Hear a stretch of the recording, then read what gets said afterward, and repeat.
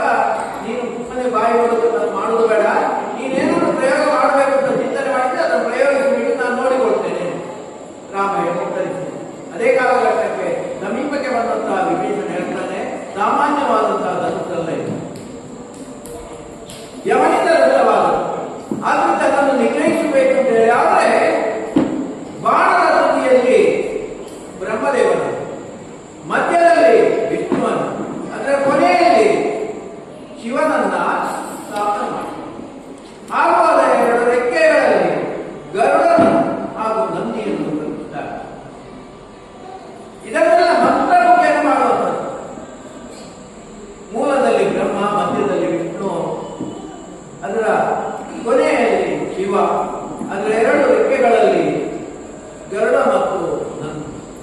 ಇದನ್ನ ಪ್ರತಿಷ್ಠಾಪಿಸಿ ಬಾಣ ಪ್ರಯೋಗ ಮಾಡು ಅಂತ ಹೇಳಿ ಹಾಗೆ ರಾಮ ಬಿಟ್ಟಂತಹ ಬಾಣ ಅವನ ತ್ರಿಶೂಲವನ್ನು ಹೊರದಾಕಿ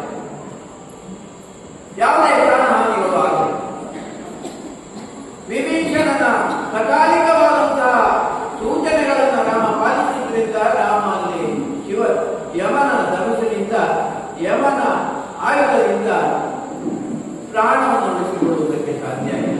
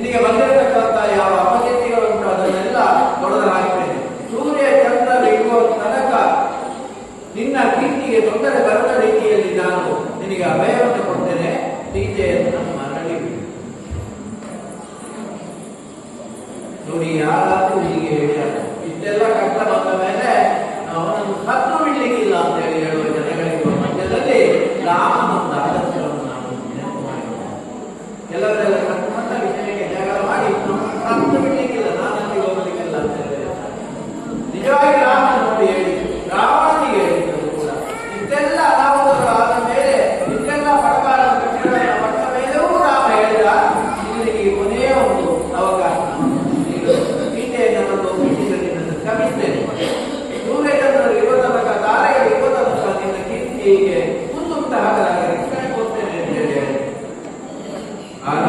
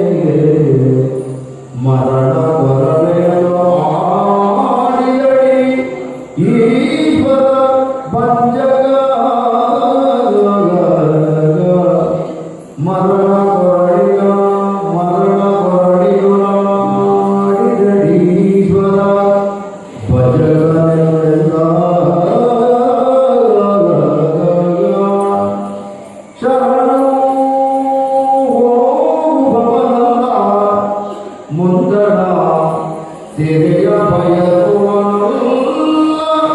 Sriya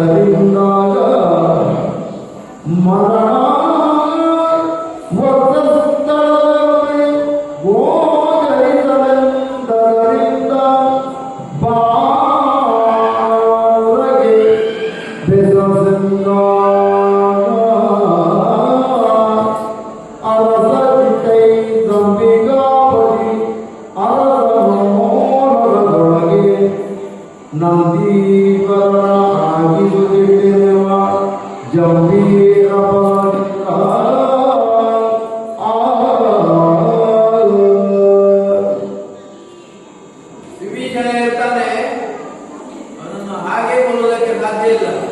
ಅವ ಒಂದು ಮಾತು ಹೇಳಿದ, ನಿನ್ನ ಬಾಣ ನನ್ನ ಕೊರಳನ್ನು ರೂಪಿಸಿದ್ರೆ ಮತ್ತೆ ನನ್ನ ಜೀವ ಬಿಟ್ಟರೆ ಮತ್ತೆ ಹೇಳುತ್ತೆ. ಅವನ ಜೀವ ಇರುವುದು ಕೊರಳಿನಲ್ಲಿ ಅಲ್ಲ, ಅವನ ರಾವಣನ ಜೀವ ಇರುವುದು ಎದೆಯಲ್ಲಿ. ಯಾಕೆ ಅಂತ ಹೇಳಿದ್ರೆ ಒಮ್ಮೆ ಶಿವನ ಸಾನ್ನಿಧ್ಯಕ್ಕೆ ಹೋಗಿದ್ದಂತಹ ಸಂದರ್ಭದಲ್ಲಿ ಒಂದು ಲಿಂಬೆಹಣ್ಣನ್ನು ಹಣ್ಣನ್ನು ತೆಗೆದು ಬಸವನಿಗೆ ಹೊಡೆದಿದ್ದಾನೆ. ಅಣಕಿಸಿದ್ದು ಮಕ್ಕಳ ಅಡಿಗೆ ಮಾಡಿದ್ದು, ಮಕ್ಕಳೆಲ್ಲ ಕಾಲ ತಗೊಂಡು ಕೂತಿದ್ದಾಡ್ತಾರಲ್ಲ. ರಾವಣ ಒಂದು ಲಿಂಬೆಹಣ್ಣನ್ನು ತೆಗೆದು ಆ ಎತ್ತಿಗೆ ಹೋದ. ಶಿವನ ವಾಹನವಾದಂತಹ ನಂದಿಗೆ ಕೀಟಲೆಯನ್ನ ಮಾಡಿದಾಗ ನಂದಿ ಹೇಳಿದಂತೆ, ನಿನ್ನ ಜೀವ ನಿನ್ನ ಹೃದಯದಲ್ಲಿರುತ್ತೆ, ನಿನ್ನ ಹೃದಯಕ್ಕೆ ಏನಾದರೂ ಗಾದಿಯಾದಾಗ ನೀನು ಪ್ರಾಣ ಬಿಡ್ತೀನಿ ಹೇಳಿ ಶಾಪ. ವಿಭೀಷಣ ಅದನ್ನು ನೆನಪಿಸ್ತಾನೆ ರಾಮನಿಗೆ, ನೀನು ತೊಟ್ಟಂತಹ ಸಾಧ್ಯದ ಆ ದಂಡಿನಲ್ಲಿ ಆ ಧನುಸ್ಸಿನಲ್ಲಿ ಅವನ ಪ್ರಾಣ ಹೋಗಬೇಕು ಅಂತ ಹೇಳಿ ಅದರ ಕೊರಳಿಗೆ ಬಾಣ ಇಡಬೇಡ, ಅವನ ಎದೆಗೆ ಬಾಣ ಇಡು, ಪ್ರಯೋಗ ಮಾಡಿ ಹೋಗ್ಬಿಡ್ತಾನೆ ಅವ ಅಂತ ಹೇಳಿ ಮಾತು ಕೇಳಿದ. ಅವನ ಮಾರ ನಿನ್ನ ಅಣ್ಣಲ್ವ, ಅವನನ್ನು ಏನಾದರೂ ಕಲ್ಪಿಸ್ಬೇಕು ಅಂತ ಹೇಳಿ ನಿನಗೆ ಮನ್ಸುಂಟು, ದಾಕ್ಷಿಣ್ಯ ಇಲ್ಲದೆ ಹೇಳು ಅಂತ ಹೇಳಿ ಹೇಳಿದಾಗ ಹೇಳ್ತಾನೆ, ಇವನಷ್ಟು ನೀಚ ಬೇರೆ ಯಾರಿದೆ, ಒಂದೇ ತಾಯಿಯ ಮಕ್ಕಳು ನಾವು, ಒಂದೇ ಪಾತ್ರೆಯನ್ನು ಊಟ ಮಾಡಿದವರು ನಾವು, ಸ್ವಭಾವದಲ್ಲಿಯೂ ಗುಣದಲ್ಲಿಯೂ ಬೇರೆ ಬೇರೆ. ಯಾವುದೇ ಕಾರಣಕ್ಕೆ ಅವನ ಹಠವನ್ನು ರಾವಣ ಬಿಡುವುದಿಲ್ಲ. ನಮ್ಮಲ್ಲಿ ಅಂತ ಹಠ ಸ್ವಭಾವಗಳಿವೆ. ಎಲ್ಲಿ ಹೇಗೆ ಬೇಕು ಅಲ್ಲಿ ಹುಟ್ಟಿಕೊಂಡು ಹೋಗುವಂತಹ ಸ್ವಭಾವನ ಆದ್ರೆ ಅಣ್ಣನಂತಾಗಲ್ಲ. ಹೋದಂತೆ ದಾರಿ ನಡೆದಂತೆ ದಾರಿ ಮಾತಾಡಿದ್ದೇವೆ. ಆದ್ದರಿಂದ ಅವರು ಯಾವ ಕಾರಣಕ್ಕೂ ಬದಲಾಗಲಿಕ್ಕೆ ಸಾಧ್ಯ ಇಲ್ಲ. ಈ ಮೊನ್ನೆ ಲೋಕಕಂಟಕನಾದವರನ್ನು ನಿರ್ದಯವಾಗಿ ಕೊಲ್ಲಬೇಕಾದದ್ದು, ನಿರ್ಗಹಿಸಬೇಕಾದದ್ದು ನಿನ್ನ ಧರ್ಮ. ಆದ್ದರಿಂದ ಅದನ್ನೇ ಮಾಡು, ನನ್ನ ಅಣ್ಣ ಅಂತ ಹೇಳಿ ಬಾಕಿ ಮಾಡಬೇಕು, ಕೊಡಿ ಮಾಡ ಅಂತ ಹೇಳಿ. ಆದ್ದರಿಂದ ಈ ಶ್ರೇಷ್ಠವಾದಂತಹ ಬಾಣವನ್ನ ಅವನ ಎದೆಯನ್ನೇ ಗುರಿಯಾಗಿಸಿಕೊಂಡು ರಾಮ ಪ್ರಯೋಗ ಮಾಡ್ತಾನೆ. ಪರಿಣಾಮವಾಗಿ ಏನಾಯಿತು ಅಂತ ಹೇಳಿದ್ರೆ ಅವನ ಎದೆಗೆ ಈ ಬಾಣ ನಾಟಿ. ದೇವತೆಗಳೆಲ್ಲ ಬಹಳ ಸಂತೋಷ ಪಟ್ಟರು.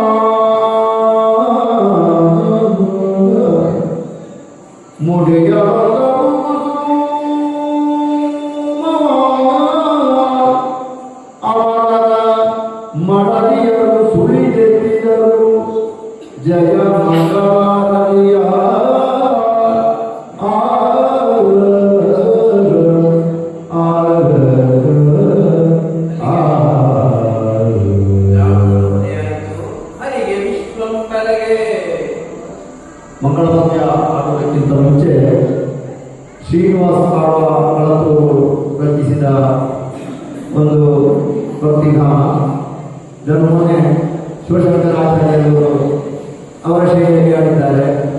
ನನಗೂ ಕೂಡ ಒಂದು ಹಾಗೆ ನೋಡುವ ಒಂದು ಆಶೆ ಆಯಿತು, ಅವರಲ್ಲಿ ಕೇಳಿಕೊಂಡಿದ್ದೇನೆ. ಇವತ್ತು ನನಗೆ ತಿಳಿದ ರೀತಿಯಲ್ಲಿ ಅದನ್ನು ವಾಚಿಸಿದೆ.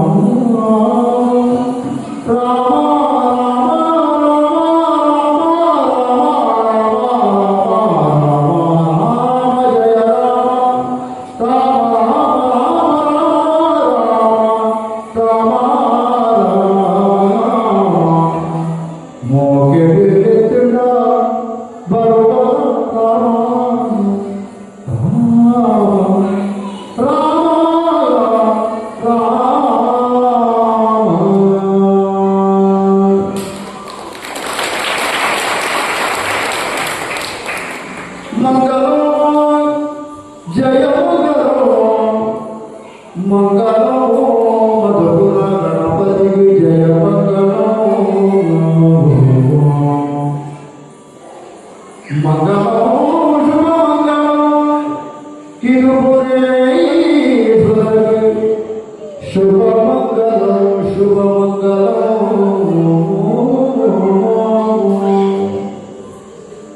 ಕಪಾಲ ತಪ್ಪಿಗೆ ಶುಭ ಮಂಗಲ ಜಯ ಮಂಗಲ ಮಂಗಲ ಜಯ ಮಂಗಲ ರಘುವಂಧ ಭಯದಿ ಮಾರ ಸುರವಂದನಗೆ ಜಯ ಮಂಗಲ ಅಂಬುಜ ಜಯ ಮಂಗಲೋ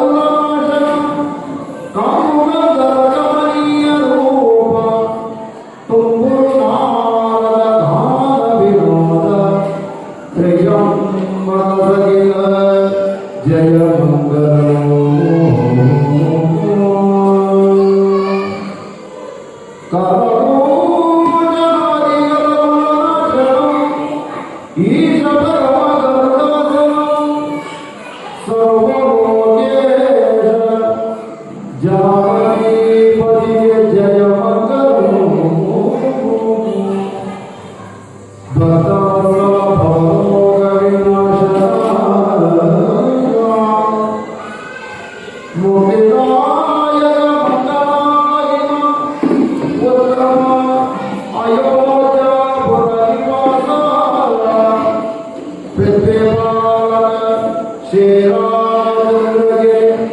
ಜಯ ಮಂಗಲ ಶುಭ ಮಂಗಲ ಶುಭ ಮಂಗಲ ಶುಭ ಮಂಗಲ